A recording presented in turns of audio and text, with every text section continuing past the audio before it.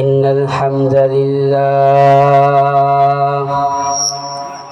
نحمده ونستعينه ونستغفره ونؤمن به ونتوكل عليه ونعوذ بالله من شرور أنفسنا من يهده الله فلا مضل له ومن يضلله فلا هادي له لا زد له ولا ند له ولا مثال له ونشهد أن سيدنا وسندنا وحبيب ربنا وطبيبنا وطبيب قلوبنا ومولانا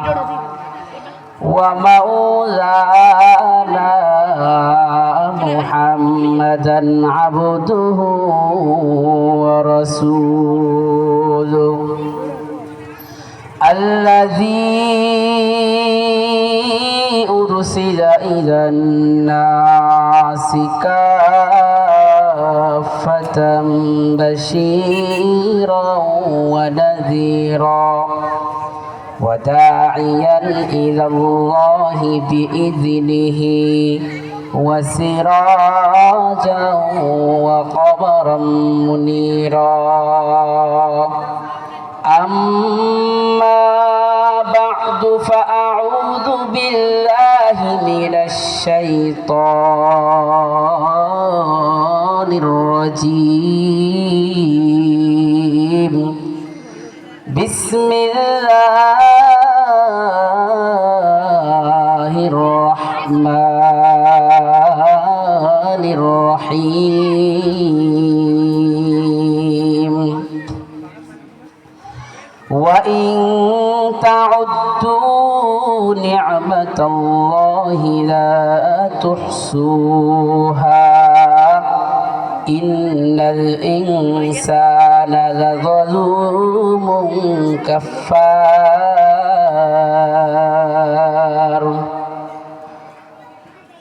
أو كما قال عليه الصلاة والسلام اللهم صل على محمد وعلى آل محمد كما صليت على إبراهيم وعلى آل إبراهيم إنك حميد مجيد اللهم بارك على محمد وعلى آل محمد كما باركت على إبراهيم وعلى آل إبراهيم إنك حميد مجيد या रब मेरे आँखों में समा जाए मदीना या रब मेरे आँखों में समा जाए मदीना मुद्दत से मेरे दिल में तमन्नाए मदीना मुद्दत से मेरे दिल में तमन्नाए मदीना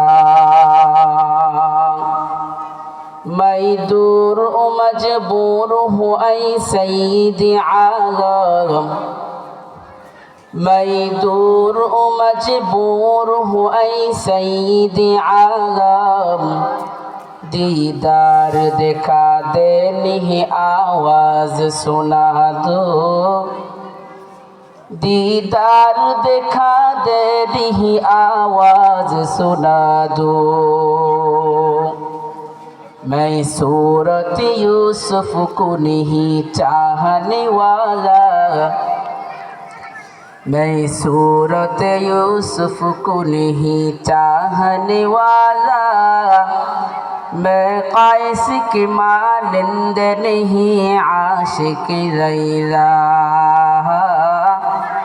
मैं कैस की मानंद नहीं आशिक लैला मैं आशिक मौला हूँ मेरा इश्क दीवाना मैं आशिक मौला हूँ मेरा इश्क दीवाना ये जुमला जहाँ जिसकी तजल्ली से उजाला ये जुमला जहाँ जिसकी तजल्ली से उजाला ला इलाहा সবাই মহাব্বতে পড়ি এবং আমরা যারা এখনো বাইরে ঘোরাফেরা করতেছি আমরা অতি দ্রুত মাহফিল স্থলে আমরা এসে যাই এবং আমরা মাহফিলকে সফল করি জোরে পড়ি লা ইলাহা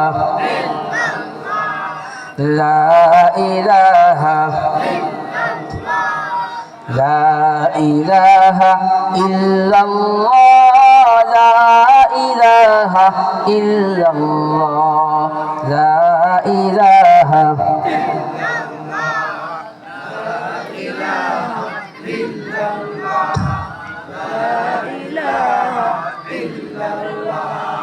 لا إله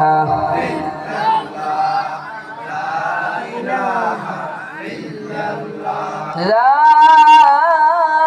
إله إلا الله محمد رسول الله صلى الله عليه وسلم আল্লাহ পাক রব্বুল আলামিনের দরবারে লাখো কোটি শুকর ও সুজুদ যে আল্লাহ পাক রব্বুল আলামিন আমাদেরকে এই আদাবাড়ি বাণীখারা যুব সমাজের উদ্যোগে এক ঐতিহাসিক ইসলামী মহাসম্মেলনে আসার এবং বসার তৌফিক দিয়েছেন।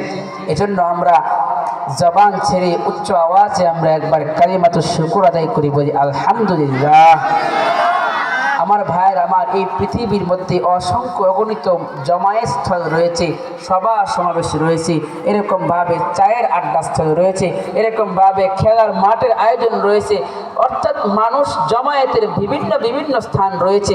কিন্তু ওই সমস্ত জমায়েতগুলোর চাইতে আজকে যে আপনারা জমায়েত হয়েছেন এই কনকনে শীতের মধ্যে আপনারা যে এই যে আপনারা চাদর মুড়ি দিয়ে যে আপনারা বসে আছেন, এই জমায়েতটা আল্লাহ তাআলার নিকট খুবই প্রিয়, আল্লাহ তাআলার নিকট খুবই প্রিয়। এটা কেমন দামি জমায়েত শুনতে চান? মুসলমান বান্দার ভাইরা আমার, আল্লাহ রাব্বুল আলামিন তার আরশে আজিম থেকে তিনি দুনিয়ার সমস্ত কিছু দেখেন কি দেখেন না বলেন? ও আদাবাড়ি বাণীখারা ভাইরা, দিলটা লাগায় শুনেন, আপনি যে আজকে কোন শীতের মধ্যে আপনি যে চাদর মুড়ি দিয়ে আপনি যে এই জমায়েতস্থলে আসছেন, আপনি যে এই দিনই প্রোগ্রামে আসছেন, জানেন আল্লাহ তাআলা এই প্রোগ্রামটাকে কত ভালোবাসেন। আল্লাহ রাব্বুল আলামিন ওই আরশে আজিম থেকে তিনি যখন তাকায় দেখেন যে এরকম কোনো জমায়েতস্থল হয়েছে, যে আমার বান্দারা আমি আল্লাহ তাআলার গুণগান শুনতেছি, আমার বান্দারা আমি আল্লাহ তাআলাকে পাওয়ার জন্য, আমি আল্লাহ তাআলার নৈকট্য হাসিলের জন্য তারা ওই ঘর ছেড়ে তারা ল্যাপের আরাম থেকে, তারা কম্বলের আরাম থেকে বের হয়ে কনকনে শীতের মধ্যে এসে ওই বাণীখারা নামক স্থানে আইসা তারা বৈশা রয়েছে। আল্লাহ তাআলা ফেরেশতাগণকে জিজ্ঞেস করে, ও আমার ফেরেশতারা, আমার ওই বান্দারা ওই জমিনের মধ্যে কি করে? আল্লাহ তাআলা এত আনন্দিত, এত কিছু জানা সত্ত্বেও তারপরে জিজ্ঞেস করে, ও আমার ফেরেশতারা, আমার ওই বান্দারা কি করে? বলে, ও আমার আল্লাহ, ওই বান্দারা ওই কনকনে শীতের মধ্যে তারা আল্লাহ আমি আপনাকে পাওয়ার জন্য, আপনার জাহান্নাম থেকে রেহাই পাওয়ার জন্য, আপনার জান্নাতে প্রবেশ করার জন্য ওই সমস্ত মানুষগুলা বসে আছে। আল্লাহ তাআলা ফেরেশতাগণকে জিজ্ঞেস করি, ও আমার ফেরেশতারা, আমার ওই বান্দারা যে বসে আছে ওই সমস্ত বান্দারা কি আমি আল্লাহ তাআলাকে দেখেছে? বলে না। বলে, ওই সমস্ত বান্দারা কি আমার জাহান্নাম দেখেছে? বলে না। বলে, ওই সমস্ত বান্দারা কি আমার জান্নাত দেখেছে? বলে না। ওই সমস্ত বান্দারা কি আমার নবীকে দেখেছে? বলে না। আপনি আল্লাহ তাআলাকে দেখে নাই, আপনার জান্নাত দেখে নাই, আপনার জাহান্নাম দেখে নাই, কিন্তু আলেম উলামা এবং উলামাদের মুখ থেকে শুনে শুনে তারা বিশ্বাস করেছে কোরআন এবং হাদিস শুনে শুনে তারা বিশ্বাস করেছে, তারা জাহান্নাম বিশ্বাস করেছে, জান্নাত তারা বিশ্বাস করেছে, আপনার নবীকে তারা শেষ নবী হিসেবে তারা ভালোবেসেছে এবং আপনি আল্লাহকে তারা এক আল্লাহ হিসাবে মেনেছে। তখন আল্লাহ তাআলা বলেন, ও আমার ফেরেশতারা তোমরা সাক্ষী থাকো, যেই বান্দাগুলা আমি আল্লাহ তাআলাকে দেখে নাই, আমার জান্নাত দেখে নাই, আমার জাহান্নাম দেখে নাই, আমার নবীকে তারা কখনো দুই চোখের পাতালে তারা দেখে নাই, ও আমার ফেরেশতারা যেই বান্দারা আমার জাহান্নাম না দেখা সত্ত্বেও আমার জাহান্নাম থেকে বাঁচার জন্য তারা চেষ্টা করতেছে, মুজাহাদা করতেছে, যে জান্নাত তারা কখনো দেখে নাই, সেই জান্নাতের শান্তি লাভের জন্য যেই বান্দারা ওই আদাবাড়ি বাণী খারা নামক স্থানে তারা এসে জামায়াত হয়েছে, ও আমার ফেরেশতারা তোমরা সাক্ষী থাকো, আমি আল্লাহ রাব্বুল আলামিন ওই সমস্ত বান্দাগুলার সমস্ত সগীরা গুনাহ আমি আল্লাহ ক্ষমা করে দিলাম।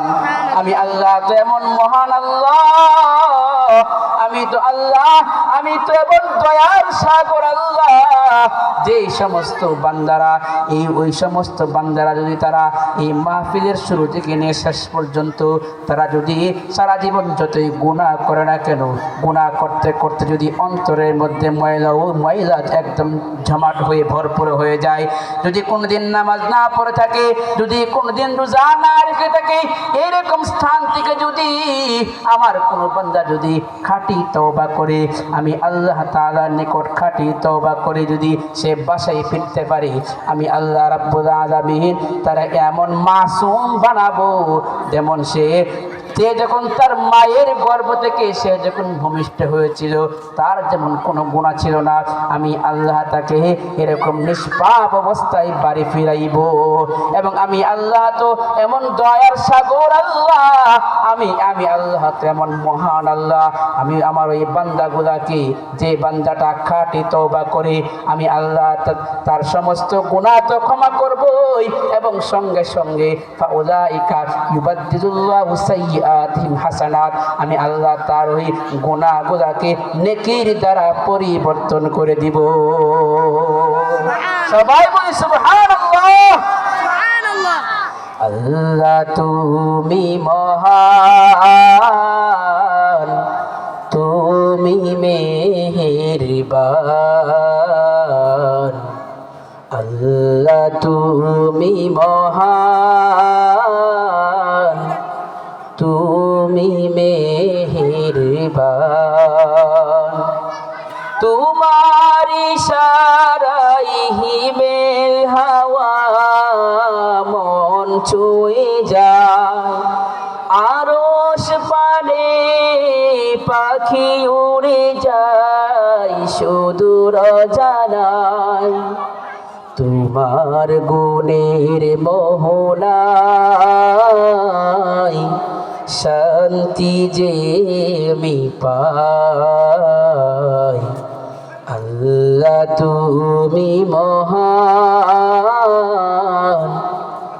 তুমি মেহেরবান। কথা বলুন ঠিক কিনা? আমার আল্লাহ কেবল মহান আল্লাহ। এই দুনিয়ার মধ্যে আপনি যদি কোনো মালিকের কাজ করেন, আপনি যদি কোনো মালিকের আন্ডারে কাজ করেন, ওই মালিকের কাজ যদি আপনি পরিপূর্ণ না করেন, আপনারা কিন্তু সে মাস সে কিন্তু পারিশ্রমিকটা কমে দেবে না। কথা বলুন ঠিক কিনা? পরিপূর্ণ কাজ না করে যে ওই মালিক থেকে আপনি এক পয়সাও পাবেন না। কিন্তু আমার মালিক তো এমন দয়ার মালিক আল্লাহ, আমি আপনাকে কত সুন্দর করে সাজায়া দিছেন, কত সুন্দর দুইটা চক্ষু দিছেন, যেই চক্ষুর মাধ্যমে আপনি সারা পৃথিবীর চাকচিক্য সৌন্দর্য আপনি দেখতে পারেন। আল্লাহ তাআলা আপনাকে নাক দিছেন, এই নাকের মাধ্যমে কোন খাবারটা ভালো, কোন খাবারটা পচা আপনি যাচাই বাছাই করতে পারেন। আল্লাহ তাআলা আপনাকে জিহ্বা এবং একটা মহান গুরুত্বপূর্ণ দৌলত দিছেন। এই জিহ্বার মাধ্যমে আপনি কথা বলতেছেন এবং আপনি স্বাদ চাখতে পারতেছেন কোন খাবারটা ভালো হয়েছে কোন খাবারটা মন্দ হয়েছে। আল্লাহ তাআলার দেওয়া কত সুন্দর দুইটা কান আল্লাহ আপনাকে দিয়েছেন। এই কানের সাহায্যে আপনি দুনিয়ার সমস্ত কথাবার্তা আপনি শুনতে পারতেছেন।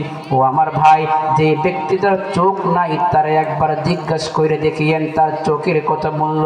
যেই ব্যক্তিটার কান নাই ওই ব্যক্তিটাকে আপনি জিজ্ঞাসা করিয়েন যে কানের কত মূল্য। ও আমার ভাই, আল্লাহ তাআলা আপনাকে কত সুন্দর দুইটা হাত দিছে। দেখেন কত সুন্দর স্প্রিং এর মতো সুতা আপনার হাত, আপনি কাজ করতে পারতেছেন।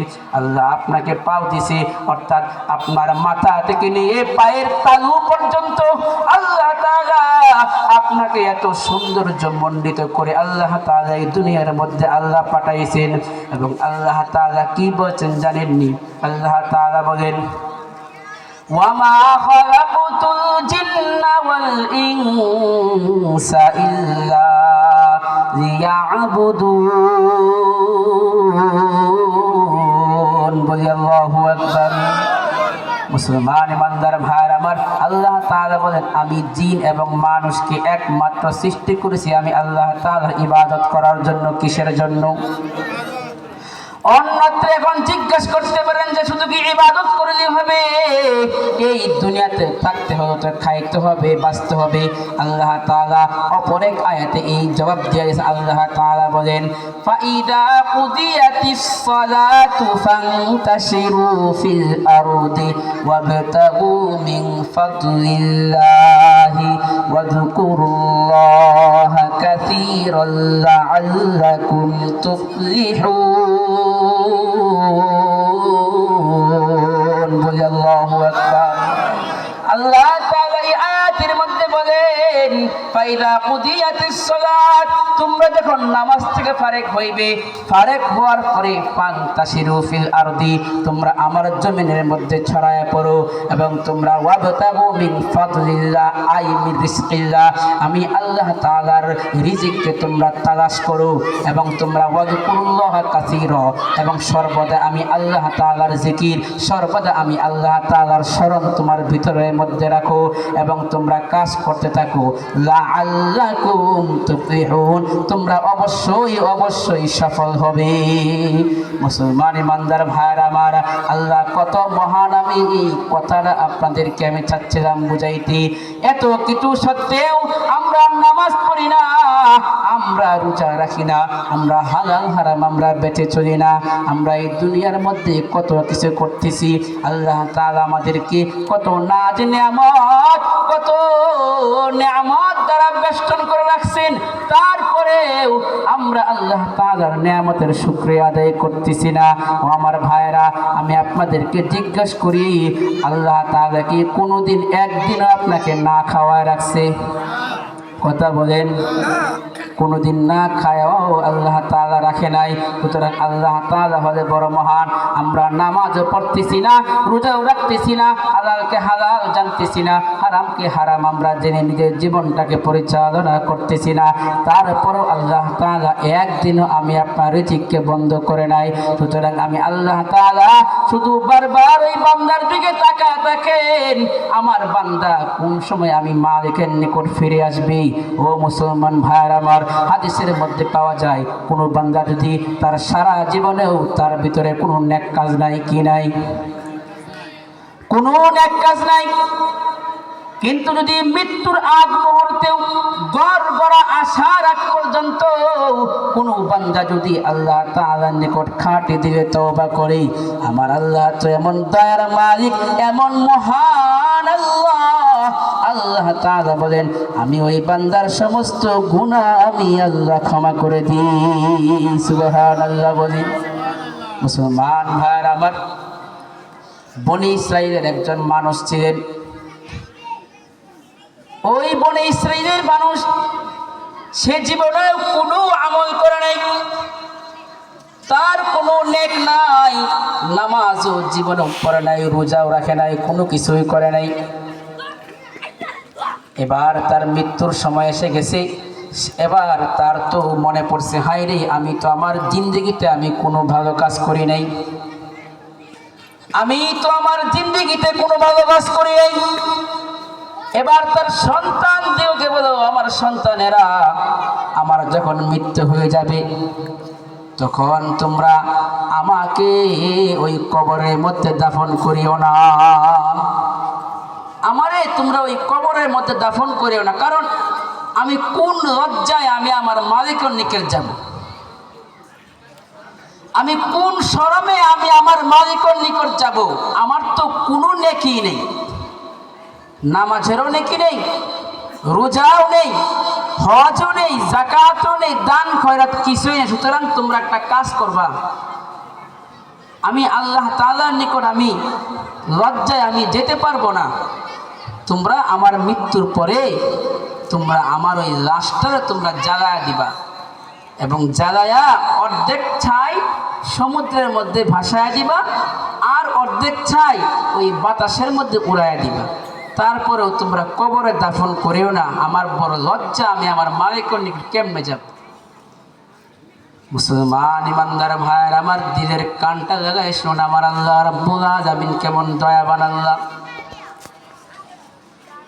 সারা জীবন ভর কোনো নেকির কোনো কাজ করে নাই, রোজাও রাখে নাই, নামাজও পড়ে নাই, হজও করে নাই, যাকাতও দেয় নাই, কিন্তু মৃত্যুর আগ মুহূর্তে তার ভিতরে এরকম অনুশোচনা আসছে যে হায়রে, আমি সারা জীবন কি করেছি, আমার মালিকের নিকট কেমনে যাব। আমার ভাইয়ের, আমার লোকটার মৃত্যু হয়ে গেল, সন্তানেরা বাবার ওসিয়ত অনুযায়ী তার ওই পিতার লাশটাকে সুন্দর করে আগুন দিয়ে জ্বালাইছে, জ্বালাইয়া অর্ধেক ছাই ওই সমুদ্রের মধ্যে ভাসাইয়া দিছে আর অর্ধেক ছাই ওই বাতাসের মধ্যে উড়াইয়া দিছি। ও আমার আদাবাড়ি বাণী খানার ভাইরা, আপনাদের নিকট আমি জিজ্ঞেস করতে চাই, বাতাস কার গোলাম? আরো জোরে বলতে হবে, বাতাস কার গোলাম? আল্লাহর গোলাম।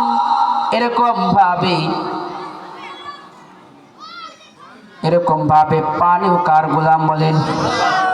এবার আল্লাহ রাব্বুল আলামিন ওই বাতাস এবং পানিকে এরকম ভাবে কি করলেন যে বললেন যে, ওই বাতাস এবং পানিকে বললেন যে আমার ওই বান্দার সমস্ত ছাইগুলোরে তোমরা একত্র করো। যখন একত্র করা হলো, আল্লাহ তাআলা ওই বান্দাকে জিজ্ঞাসা করলেন, ও আমার বান্দা, তুমি কেন এই কাজ করলে?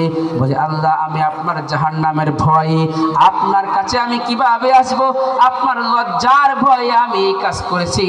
এবার আল্লাহ রাব্বুল আলামিন বলেন, ও আমার বান্দা, তুমি যে নিজের ভুল বুঝতে পেরেছো, তুমি যে এরকম অনুশোচনায় লিপ্ত হয়েছ, তুমি শুনে রাখো, আমি আল্লাহ তাআলা তোমার এই অনুশোচনাকে আমি কবুল করেছি।